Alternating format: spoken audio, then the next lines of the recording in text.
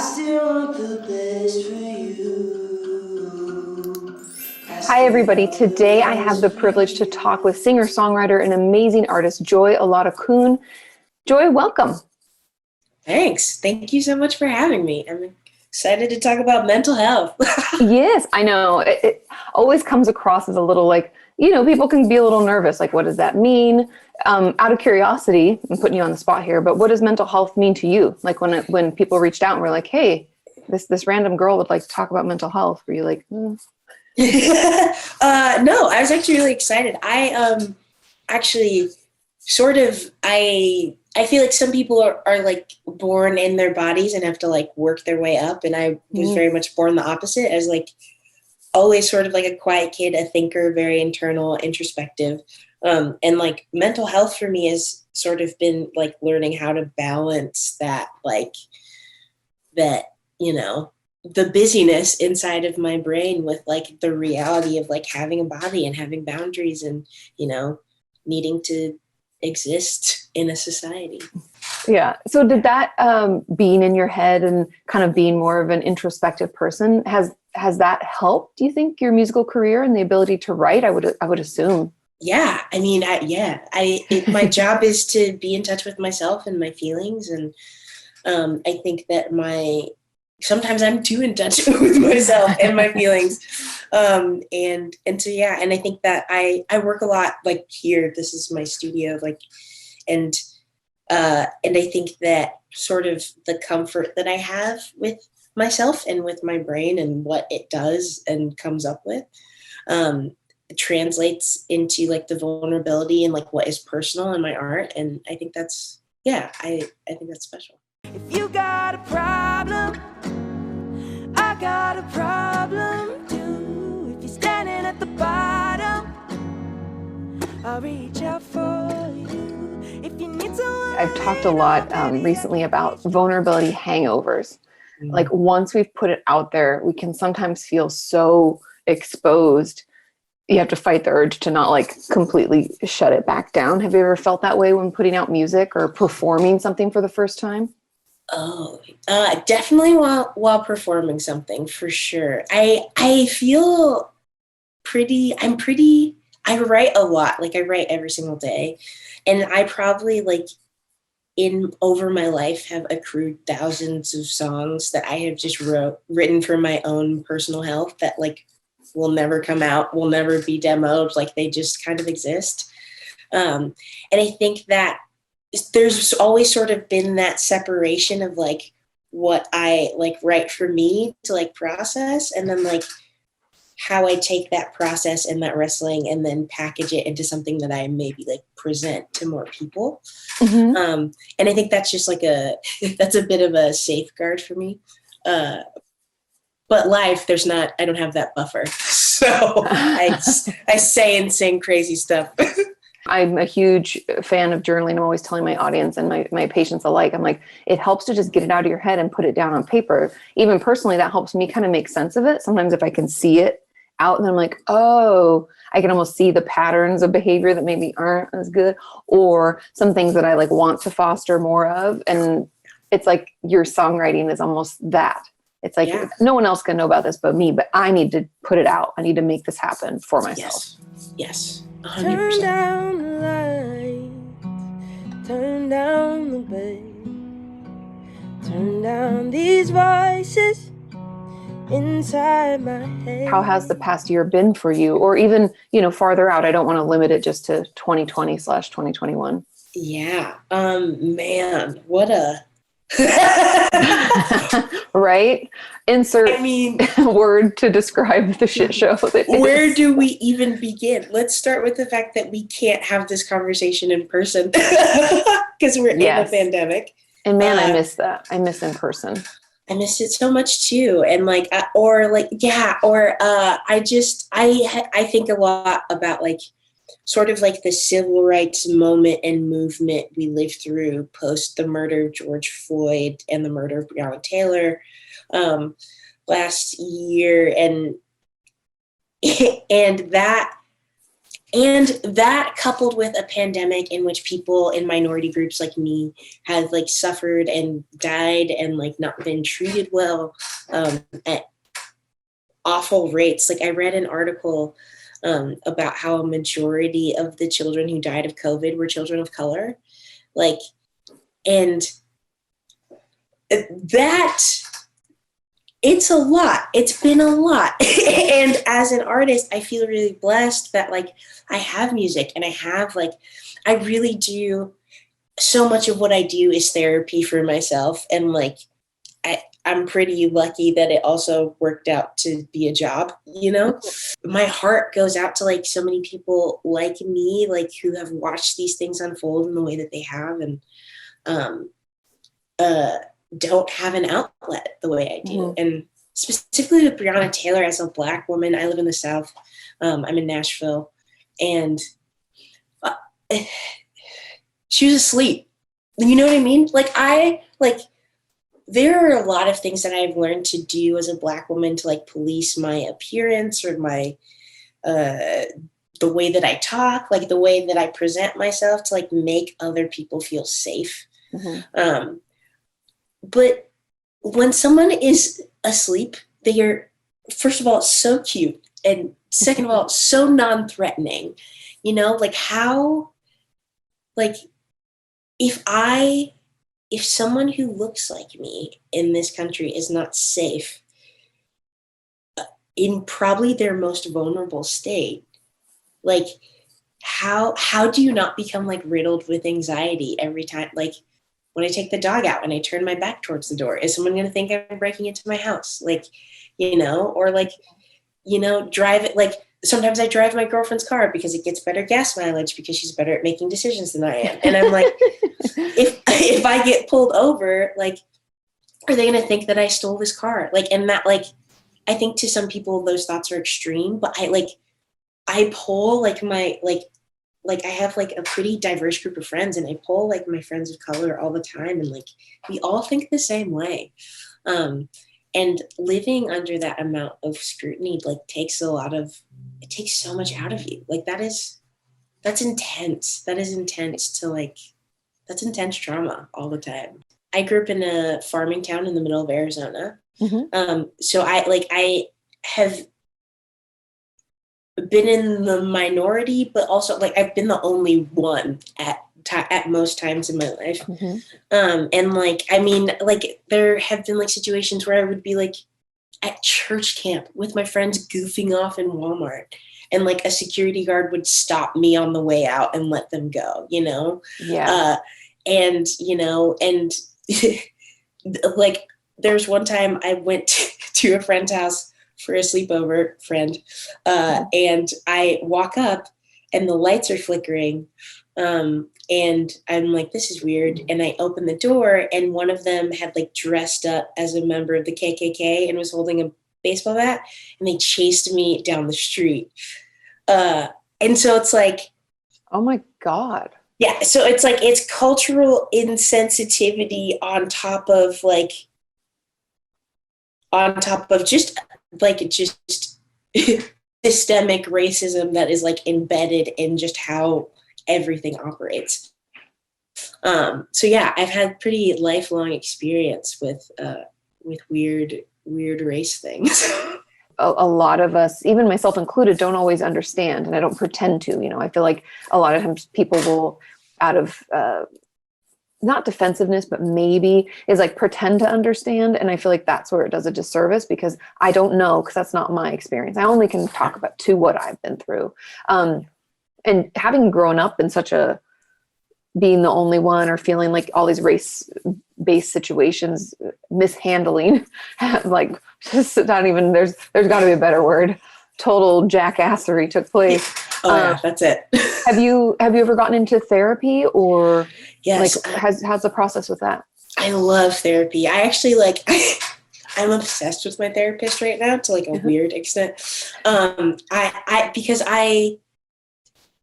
to me, I'm such a verbal processor that I think it took me telling someone what this therapist and I did at the beginning of our like relationship was like, I call it a relationship. Whoa. It is the therapeutic relationship. Yeah. I'm fine with that. Okay, sick. Like we went through my entire life story from like birth to now. And saying some of these things out loud, like even like the story where like my friends chased me, like I think in middle school or high school, I like wrote it off, you know, but then saying it out loud to like to someone who like it's their job to be a sounding board and to like catch and to notice and to hold space for, it's amazing because like I was able to hear like, whoa, that's not okay. And like that probably like that might have done something internally to me that I didn't maybe notice, or like maybe I wasn't able to vocalize it. And that is the magic of therapy, is like having that person where you can like, you just get to tell someone the truth. I was talking to my therapist who also like does some meditation stuff, and the idea in meditation when you breathe is that the inhale is half the amount of time as the exhale. So if you exhale for 4 counts, then you should be breathing in for 2 counts, like in for 2, out for 4. And I've been practicing that way this week, and it's been really helpful. Apparently it lowers your cortisol levels, which is your stress hormone, to connect with your breath in that way. And I have moments where when I get triggered, my emotions get too much, and I like make bad decisions in the right I just like, I don't know, I don't want to be shouty and cranky and gross. I want to be able to handle stressors with grace, towards myself and towards others. And I feel like this meditation practice has been helping, literally because physiologically I have less of the stress hormone in my body because I've been meditating this way. I want to go back to, just for briefly, and I know this sounds like such a downer, so I'm like, I want to go back into like the trauma talk. I'm ready. Okay, cool. Because I do know, and I don't know if you'd agree with this statement actually, but a belief that I have after I've been online for 10 years now, and I believe that like 99% of us have been traumatized. Yeah. However, it sounds like, you know, for many people, even my audience members, a lot of people have been repeatedly traumatized. And not to jump to conclusions, but it sounds like that might be your experience. Can you tell me a little bit about that? Like when you first recognized that what it was trauma, and if you have any tips about healing or your process that you're going through currently, whatever, no judgments wherever you're at is perfectly fine. Because I know that there's so many people out there hurting, and you have so many great things to say. So I often joke that I am like the combination of the 3 most despised things in society. Like I'm a woman, I'm Black, and I'm queer. And I worked in a church for a long time. And I was in the closet, and we were having a meeting where a straight white guy was talking about how his church deals with queer people. And I was sitting at a table with my friends, and they were saying these things about queer people. And I'm like, you're talking about me, and you're too stupid to realize that you might be talking about me. And you're like, that's like the way people perceive queer people, or like, you know, I worked in a lot of like predominantly white spaces. Like the things people would ask me about whether or not my parents had jobs, or, you know, like, you know, what I could or couldn't afford, or what I had been through, or like, you know, like if I had seen like the assumptions that people made about me. I think I have been trying to like build community, like build relationships and communities and systems like therapy, like that make me feel safe and valued and honored and loved. It's important for me to like have systems where I can like, when I am re-traumatized, or when I am like, because, you know, when you have been traumatized a ton, it's not like, it's not just that moment of trauma you're experiencing, right? Like, it's like you're experiencing every trauma like it that you've ever experienced in that moment. Yeah. And I am trying to teach myself how to just like remind myself of where I am, you know, like I burn a lot of incense. Because it's a grounding activity for me. I'll say meditation again because it just slaps. So just breathe, people. And yeah, working out has also been huge. I've struggled with self-harm since I was like 16, and I go to group therapy for it actually. And I like exercise is one of the ways that like some of that anxiety that like gets built up and that energy that I don't know what to do with, like, is like a huge way of like, even if it's like jump roping for 10 minutes in the morning, like I just release that, some of that energy and some of that like tension in the body. And I love what you're saying, because I get nerdy sometimes about things, and there's science to back up why things like that feel good for you, like actual neuroscience. Like we know through meditation and breathing that your amygdala actually gets smaller, and the amygdala is kind of like, it's part of your limbic system, and I call it the fire alarm, or like the tantruming toddler. It sounds the alarm, and it sends us into our stress response, our fight, flight, freeze. And if we've been repeatedly traumatized, we actually find people have larger amygdalas because you've been hypervigilant for years, which is exhausting. Sick. And so doing meditation actually shrinks that. So I don't know if you've felt the difference, but a lot of my patients have told me, those who have what we call complex PTSD, meaning repeated traumas, feel a little like slightly less on edge because of it. Yes, I feel so much more in control. And like, to be honest, my job can be really triggering, like, you know, white men run the world, you know what I mean? And so I have moments like in meetings where like things are said to me that remind like, and then again, I'm that kid at church whose friends are saying bad things about queer people, or like whose friends are dressed up as KKK members, or, you know, like it all sort of zoops into one. And meditation has like just so like, I think I'm just more aware of like, I am in this moment, and like this is what is happening, and this is why I feel this way. Because it's like all of my like not great habits, like the anxiety lash outs or the self-harm, or like, you know, like that, those are like, it's because in the past when I was triggered, I didn't have a tool. So I reached for like, I was like, oh, this will work, you know?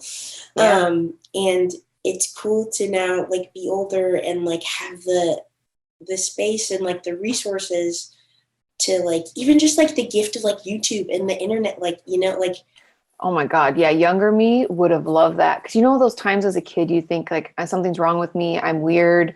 Nobody gets it. I'm not sure what this is, or is it normal to think this way? Growing up in a small town, our pool is very small. Yeah. And I think that's why I'm so passionate about what I do. Like, and like being as me as I can while I do it, like, because like we have the internet now, and like some like Black queer girl in X farming town in America who loves Star Wars can now Google something, and like someone like me will come up. Yeah. And like that makes me so happy, because as a kid, like I thought I was the only one. Self-injury is actually a lot of the work that I do in my practice. But a lot of people think it's a suicide attempt or it's for attention. And, you know, I want people to know that it's a coping skill. I don't have anything else. Like, that's why like eating disorder and self-injury, people are like, those are like, why those things? I'm like, because they're coping skills for something else. Like, I don't have any tools or resources. What can I control? Myself, right? And everything else is out of control. So I'm curious if you're open to sharing when that started, and how you've gone about fighting the urges and maybe not. I don't know. Again, I always tell my audience it's a process, not perfection. It's not like I'm going to stop, you know, cutting, burning, whatever it is, self-injuring one day and it's just going to go. How has that process been for you? As I like mentioned earlier, my sister and parents got in this big fight, and there was like a clear rift in my family. Like they weren't talking. And I like was in middle school and awkward, and like, you know, like everyone else is discovering they like boys and I like girls. And I was just going through a lot. And cutting was like the thing that I sort of gravitated to, as like when I got stressed or when I got yelled at, or like, you know, when I like, you know, like when, you know, I went to church and the message was about homosexuality, and like, it was the thing that I could control. And my first sort of journey out of that was It's not my favorite. I in college became super religious, and sort of like religion was my means of controlling a lot of my urges, which like I don't want to discount that, but I also like I wasn't really addressing Yeah, you anything. weren't processing. You were distracting. Yes. And so as I like over the past, like as I came out of the closet, like sort of my relationship with religion shifted, like the urges came back. And so therapy became like this huge tool in like when the like help, you know, because I like I feel a little weird about talking to Jesus because his friends say that I can't, and you know, That's so perfect though. Yeah, his friends say that I can't. Like he doesn't love me. They say that something's wrong. Yeah. So it's like, what are and he's sort of been my dude for this thing. So how do I figure out like how to deal? And like I had just started in music, so a lot of those things were happening all the time. And I just like it sort of became like that's how I started getting into like little stuff. Like I like always have like incense and like oils. Like I keep like frankincense and like lavender in all my guitar cases, and like like scent became really important for me. That like when I get really anxious before shows, and I don't show it because I'm pretty even keel. But I like inside I'm like, and so I will like burn a little Palo Santo or like put something on my wrist again to like, you know, like to sort of like activate the senses in a way that like doesn't require hurting myself. It's grounding without having to do something so drastic that's harmful to you. Yeah. If I'm really worked up, I'll like take a cold shower or like, you know, like change my temperature a little bit. Yeah. And yeah, like I don't know. Therapy has actually been like huge in like managing like a lot of the urges. I do like both, like my therapist also specializes in like self-harm, self-injury, and like I go to group therapy. It's called SMA, Self-Mutilators Anonymous, and like I have not heard of this. Is amazing news for me. Okay. It's amazing. And they, right now I think it's all on Zoom and it's on Saturdays, but it like it's I typed something in on Google and realized that I wasn't alone, which is amazing. Thank you for being open to sharing, because again, when it comes to mental health stuff, I think a lot of people, this sounds so weird to say it this way, but there's certain mental illnesses that are like cool. Like it's fine to have a little anxiety. Everybody's a little anxious these days. Look at all the memes, blah, blah, blah, right? This all makes sense. But then when you get into it, like, again, most of my patients struggle with self-injury, eating disorder behaviors, suicidal thoughts. Those don't seem so, people don't want to talk about those as much, but they're just as common and they're just as important. And I love the grounding techniques of like the scents and stuff like that. I don't know if you've ever used an impulse log. No. So I can send you a link to one, but it's essentially writing down like what the urge is, what day and time it is, because we're looking for patterns, because these tend to happen around situations, times of day, usually nights. Yeah. Nights are pretty rough. You get it. Yeah. And so, but then it's like, okay, what am I trying to express? And that's where most of my patients have the hardest time. Because it's like, what is it that I'm really trying to say by doing this? Because it is, any action we take is like a physical manifestation of something we're feeling, right? So am I trying to express anxiety? Am I trying to express, I'm not enough, I don't feel good enough? What is this? And so it forces you to try to think about that. And then it's like, wait 30 minutes. And then what did you do? No judgments. Did you do it or did you not? Write it down. You know, I went and took a cold shower. I felt better. You know, so it just kind of slows that process down, because urges, for people who don't have them and don't understand, it goes from not in my mind to I have to do it.